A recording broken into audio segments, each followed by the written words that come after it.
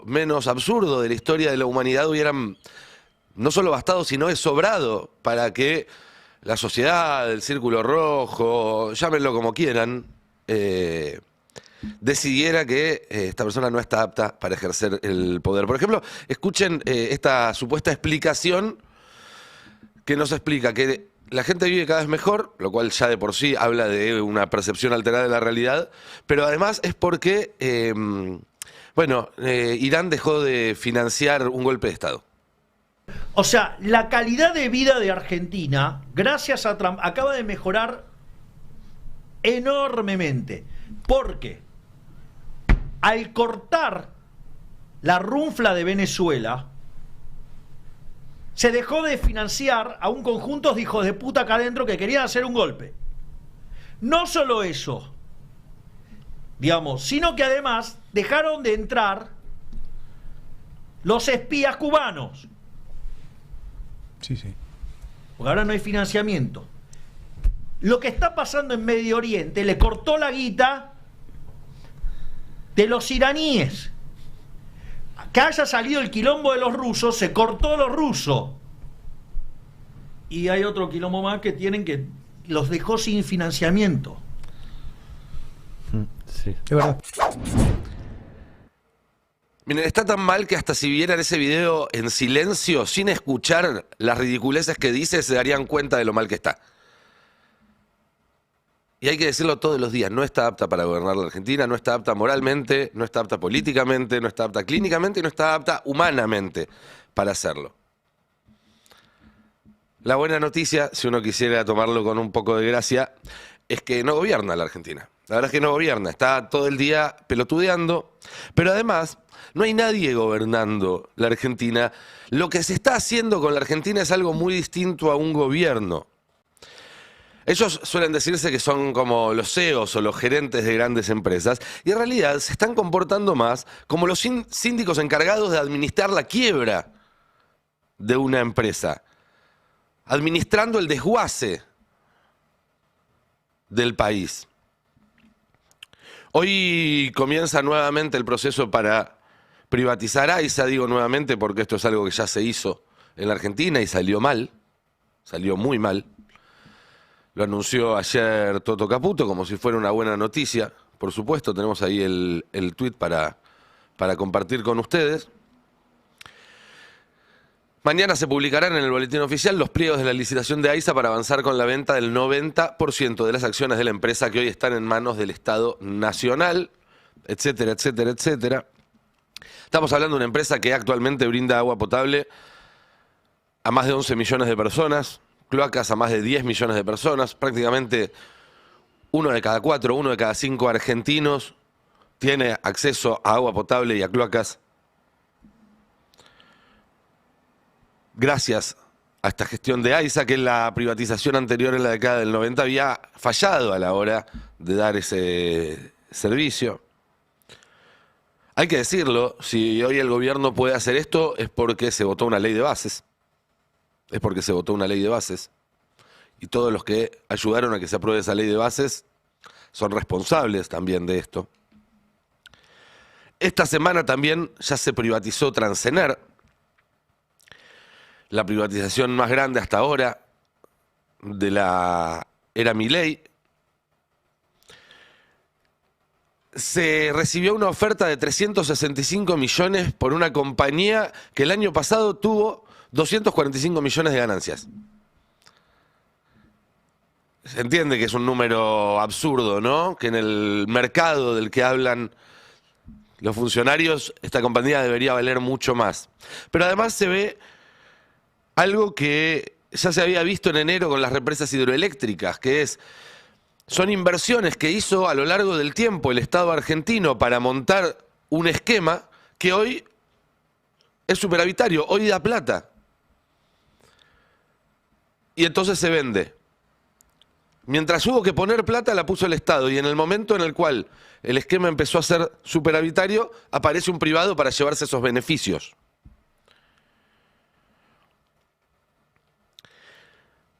Y hablamos del agua, hablamos de la energía, del transporte de la energía.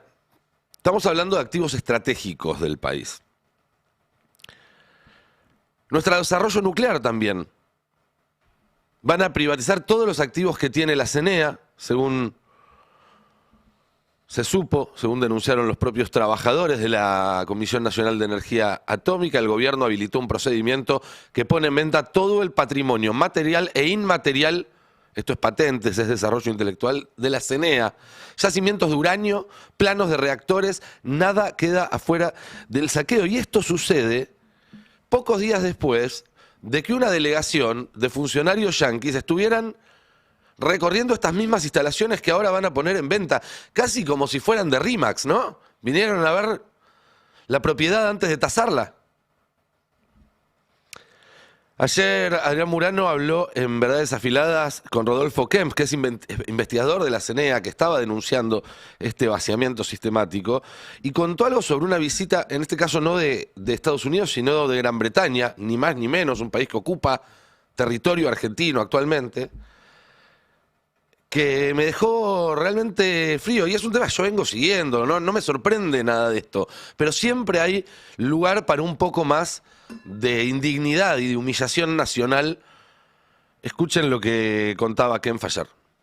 De una funcionaria apenas asumido el gobierno de Milei, una funcionaria de la Embajada de Reino Unido, que vino a visitar el reactor argentino número 10, que es uno que está mencionado como posible privatización, y que al terminar el recorrido con un delegado nuestro, que la recorrió, en inglés, hablaron, etcétera, y al final lo que dijo, podría haber dicho varias cosas, dijo, ustedes no pueden tener esto. Entonces hay un elemento de vaciamiento, hay capacidades desarrolladas en Argentina que no existen en otros lugares del mundo, tampoco en Estados Unidos. Bueno, tiene que venir alguien de afuera a decirnos qué podemos tener y qué no podemos tener. Eso no es un país. Eso no es un país. Lamentablemente, no es un país. El gobierno ahora dice que espera recaudar este año más de 3.000 palos. 3.000 millones de dólares con la venta de activos públicos, es decir, con privatizaciones, lo dijo el viceministro José Luis Daza en un evento en la Bolsa de Comercio de Córdoba. 3.000 millones de dólares para pagar deuda. Porque además es lo que ya pasó en enero con las hidroeléctricas de las que hablaba hace un rato. Se liquidaron de apuradas en los primeros días del año porque el 8 o el 9 de enero, ya no me acuerdo, había un vencimiento de deuda y no estaba la plata para pagarlo. Si en los 90s se vendieron las joyas de la abuela, como se dijo en su momento, bueno, esto es más como el familiar que se mete en tu casa y te afana electrodomésticos o zapatillas para comprar Paco. Y lo peor es que nos estamos deshaciendo de nuestros activos estratégicos, un daño que además después es muy difícil de rehacer, mientras vemos en vivo y en directo cómo China se convierte, sin demasiadas pompas, sin demasiado lío, en la potencia dominante a escala global. Lo que pasó en las últimas 72 horas con la visita de Trump a Beijing fue impresionante, impresionante. Porque Trump fue vestido de lujo, armó una comitiva imperial para viajar a pedirle a China que abra sus mercados, llevando a los número 1 de las 15, 18 empresas más importantes, desde Citi hasta Apple, hasta Tesla, hasta Cargill, BlackRock, Boeing, Visa, Goldman Sachs, Meta, Nvidia, estaban todos ahí. Y fueron todos a pedirle a China que abra su mercado. Un año después de haber declarado la guerra comercial, ¿se acuerdan? Ese día de la liberación que Trump anunció los aranceles y después los subió 20 veces, ahora van a pedir, por favor, que les abran su mercado. Esto fue una ceremonia de rendición de la guerra comercial de Donald Trump contra China. Una rendición además para la cual China había puesto condiciones, porque antes de que todas estas personas, cuyas empresas acumulan un valor que equivale a más que el PBI de cualquier país del mundo excepto China y Estados Unidos, antes de que se subieran al avión, la embajada de China en Estados Unidos publicó un mensaje donde decía: estas son nuestras líneas rojas. no es una metáfora mía, es el lenguaje que utilizó la embajada china en Estados Unidos poniéndole condiciones a Trump y a los dueños de las empresas más poderosas de Estados Unidos antes de que se suban al avión. La cuestión de Taiwán, la cuestión de la democracia y los derechos humanos, la cuestión del sistema político y el derecho de China a desarrollarse. Dice, nada de esto va a ser puesto en cuestión en esta negociación. Fuerte, ¿no? Fuerte. Bueno, más fuerte todavía es lo que pasó cuando llegaron. Porque si bien la línea de China, que en estas cosas tiene una coherencia que mantiene durante décadas, porque mantiene estrategias en el muy largo plazo, fue conciliación o confrontación, fue decir, es mejor que seamos socios a que seamos rivales, lo mismo que viene diciendo desde hace décadas. Esta vez el subtexto era otro, era por las buenas o por las malas. Xi Jinping dijo, con cámaras encendidas y en la cara de Donald Trump, dijo, Estados Unidos y China tienen mucho para ganar de la cooperación y mucho para perder de la confrontación. Debemos ser socios, no rivales. Debemos ayudarnos mutuamente a tener éxito y a prosperar juntos. Pero después dijo algo más fuerte todavía. Insisto, en la cara de Donald Trump. Tenemos ahí el tape, que voy a ir traduciendo a medida que lo escuchamos, donde el presidente chino le dice a Estados Unidos que está todo el mundo observando lo que suceda en esa reunión.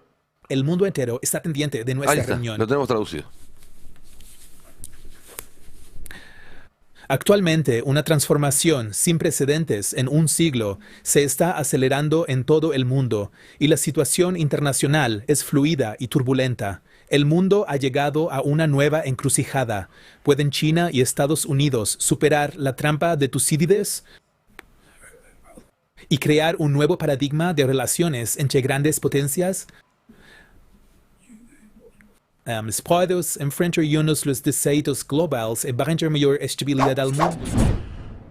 Bueno, dice, ¿pueden China y Estados Unidos superar la trampa de Tucídides? Y ustedes dirán, ¿qué carajo es la trampa de Tucídides? Y no tienen por qué saberlo. De hecho, Trump no lo sabía. Trump se quedó escuchando así con cara de... La trampa de Tucídides es un concepto de geopolítica que básicamente se refiere, es una advertencia sobre el momento en el que una potencia emergente amenaza la posición hegemónica de una potencia en declive. Con estas palabras se describe académicamente. Y lo que dijo Tucídides es que en esos momentos la potencia que está amenazada, que se siente amenazada, cae en la trampa de ir a la guerra contra la potencia emergente para detener ese declive y que esa guerra es lo que finalmente termina precipitando la caída del hegemón. Ahora, con paréntesis Tucídides escribió esto en una época en la que no había armas nucleares, ¿no? Se abre una tercera opción en esta trampa que es que nos morimos todos. Que creo que es lo que trata de evitar China también. Que en este momento está ganando y tiene que hacer tiempo para que termine el partido, porque sabe que si no hay ningún quilombo, sale ganador. Pero lo concreto es que Xi Jinping lo agarró a Trump y le dijo en la cara que Estados Unidos es una potencia declinante. Que básicamente esta idea de seamos socios y no rivales es acepten, muchachos, que su momento ya pasó, acompañen este nuevo orden del mundo que propone China desde su lugar y les va a ir mejor que si se quieren pintar la cara y pudrirla. Ese fue básicamente el mensaje. Pero además, en una segunda lectura, si quieren, también le dijo a Trump en la cara, no le hagas caso a los que te dicen que tenemos que ir a la guerra. ¿Se acuerdan del manifiesto de Palantir, que lo leíamos hace un mes? Bueno, Xi Jinping le dijo a Trump, no le hagas caso a esos locos, porque te van a llevar por el peor camino. Hay que decir, de todas formas, que es difícil que el chancho chifle. Que Xi Jinping se lo haya dicho a Trump y que Trump se haya quedado así mirando contento, no significa que Estados Unidos vaya a aceptar su posición como potencia en declive, lamentablemente. De hecho, Trump después cuando le explicaron horas más tarde qué era la bendita trampa de Tucídides, publicó un posteo en su red social diciendo, bueno, sí, cuando Xi Jinping habló de una potencia en declive, se refería a los 4 años de Joe Biden. No, en serio, no es un chiste, en serio es lo que explicó Donald Trump. En este escenario, la posición en la que nos pone Milei es doblemente ruinosa. Está haciendo todo mal el presidente argentino, por lo menos si lo pensamos como presidente argentino, para los deberes que tiene un presidente argentino. Después, obviamente, puede surgir la segunda lectura, que es lo está haciendo bien para los intereses de sus patrones, de los que lo pusieron ahí, de aquellos a que él quiere contentar. Pero como presidente argentino, que es una responsabilidad que él tiene y de la cual no puede desentenderse o no debería poder desentenderse, está haciendo todo mal. Está haciendo todo mal respecto a la cuestión de fondo, porque lo que vemos ahora es que China se convirtió en pocas décadas en la principal potencia global, utilizando un modelo político en el cual el Estado interviene fuertemente en cuestiones estratégicas, que Estados Unidos declinó su condición de potencia global cuando el Estado se corrió de esos lugares y ahora para recuperarse o para tratar de recuperarse está tratando de volver a meter el Estado en la toma de decisiones estratégicas, y eso es un poco lo que expresan esas posiciones de Trump respecto a la industria estadounidense y demás. Y Argentina hace todo lo contrario, liquida su desarrollo nuclear, liquida su energía, liquida y malvende y enajena y abandona y desfinancia absolutamente todo. Y después está la cuestión de las formas, si se quiere, que en la política y sobre todo en la política internacional es mucho más que un envoltorio, está muy vinculado a la sustancia. Y cada vez es más evidente que Trump respeta a los tipos que se le plantan como iguales, desde el norcoreano hasta Putin, hasta Lula, hasta Xi Jinping, mientras que trata como forros a sus aliados incondicionales, como viene haciendo con Milei, con la Unión Europea, con Zelensky, con los japoneses, etcétera, etcétera, etcétera. El caso de Lula es paradigmático, además, porque Brasil y Argentina son dos países que están dentro de lo que ahora se dice doctrina Monroe, esta idea de Estados Unidos neocolonial para todo el continente americano. Los dos tienen recursos estratégicos que Estados Unidos necesita. Los dos vienen de firmar acuerdos con Estados Unidos para proveerlos de estos recursos, los dos países. Pero Brasil firmó ese acuerdo después de haber aprobado el día antes en el Congreso una ley que ponía condiciones muy importantes a ese tipo de exportaciones, sobre todo en lo que hacía valor agregado y a transferencia de tecnología. Y además sigue avanzando con su integración con China, integración que le ha dado réditos en términos de desarrollo industrial muy importantes, y con el resto del sur global también, con la India y demás.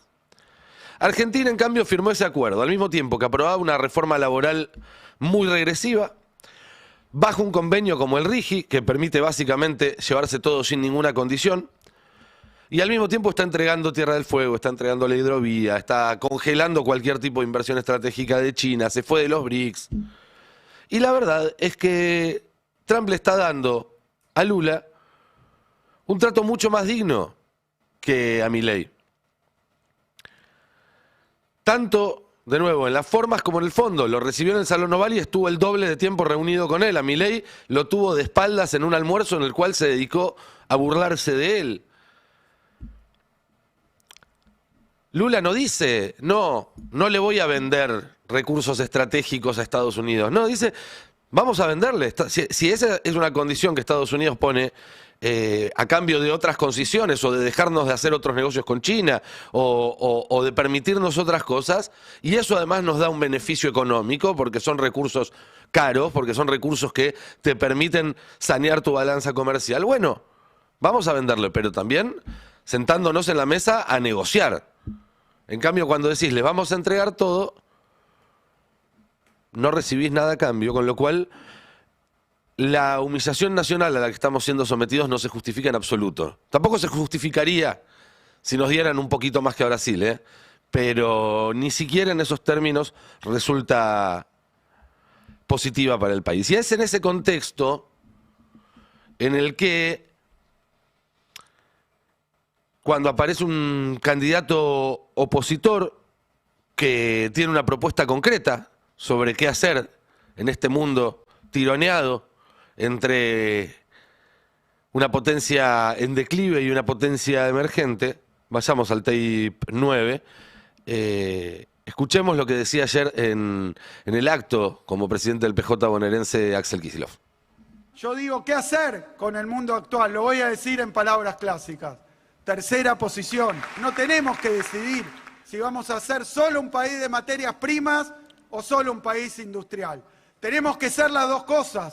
Tenemos que ser un país que usa sus recursos naturales, que usa sus recursos estratégicos para agregarle valor y trabajo a argentino.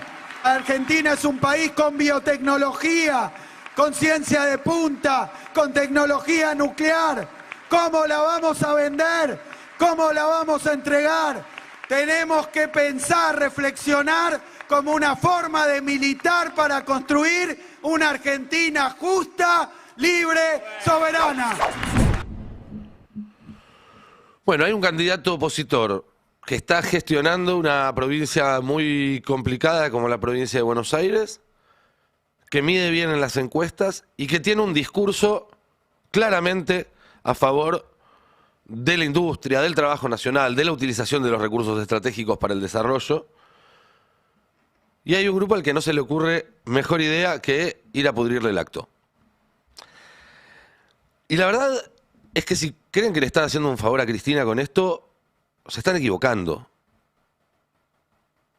Y no me refiero, porque después está esa cosa también de mirar para otro lado y decir, no, les molesta que lleven una bandera que dice Cristina libre. Vos llevas la bandera, ponés la bandera, no pasa nada.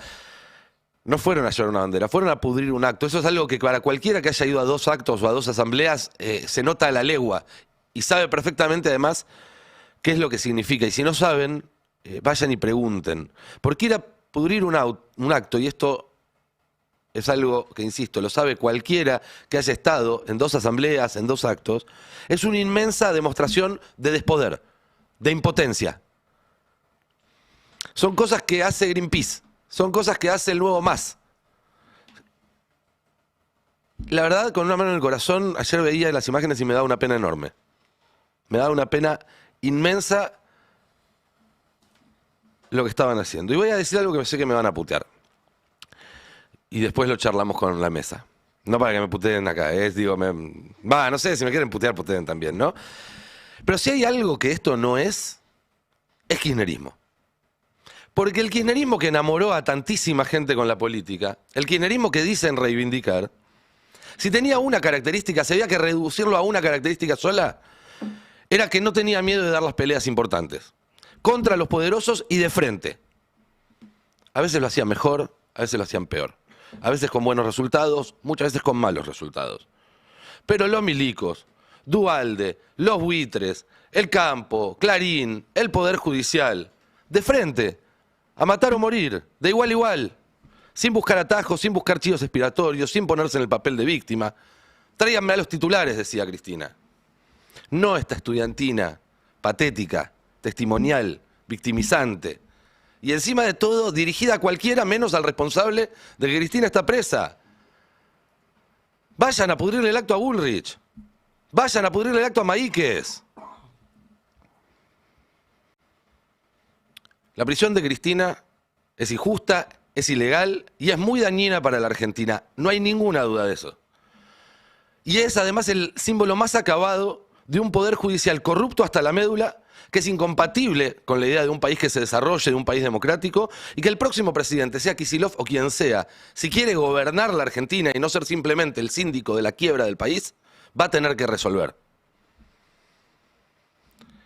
Poder judicial representado, entre otros, por la figura de Coco Maíquez, un tipo que estaba en Lago Escondido, un tipo que formó parte de la persecución, y que ayer, a la hora que estaban todos mirando a 3 boludos que fueron a pudrir un acto, el Senado le estaba aprobando que siga 5 años más en el cargo, con el voto positivo de Sergio Uñac, el candidato que esta semana se lanzó con el guiño de San José 1111.